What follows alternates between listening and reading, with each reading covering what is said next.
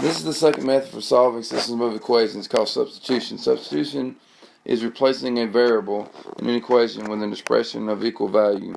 One variable must be isolated in one of the equations before you can substitute. Isolate one variable. Step 1. Isolate one variable in one of the equations if necessary. Step 2. Substitute equivalent expression of the isolated variable into one of the equations or the other equation. Solve the new equation for the variable of the existing variable.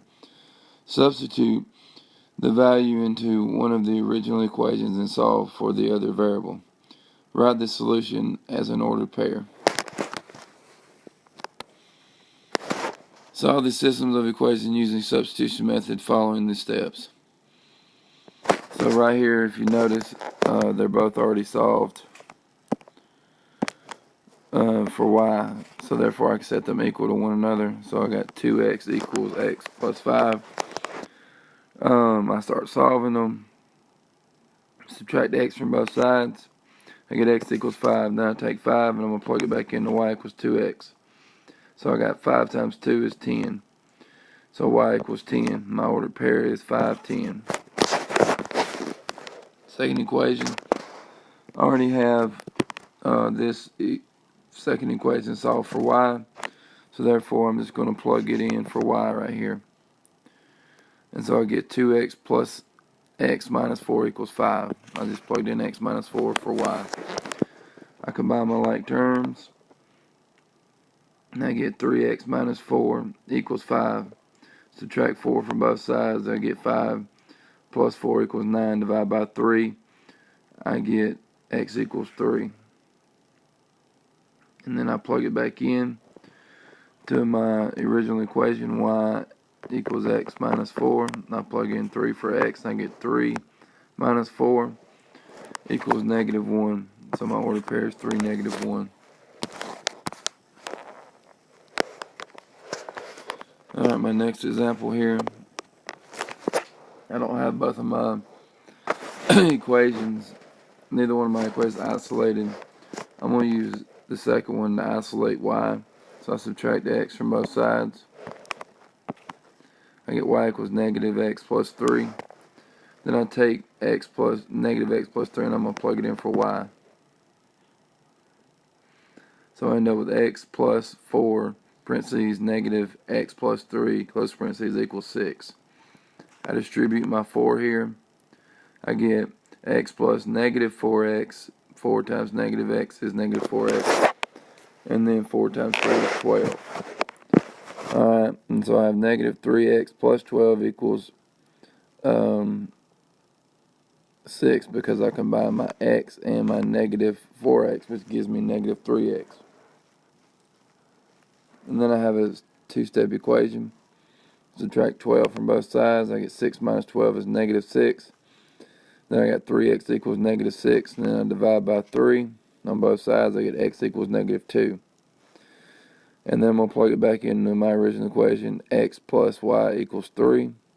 I plug in negative 2 for x here. And I get negative 2 plus y equals 3. I add 2 to both sides. I get y equals 5. So my ordered pair is negative 2, 5. And my second one, once again, I don't have a variable solved for. The easiest one to solve for right here would be in my second equation where I solve for x, because it has a 1 with it. So all I do is I'm solving it right here, and I just add 4y to the other side, and I get x equals 4y plus 11. I take 4y plus 11, I plug it in for x, and I end up with 4y minus 5, parentheses, 4y plus 11 equals 9. I distribute the 5 here,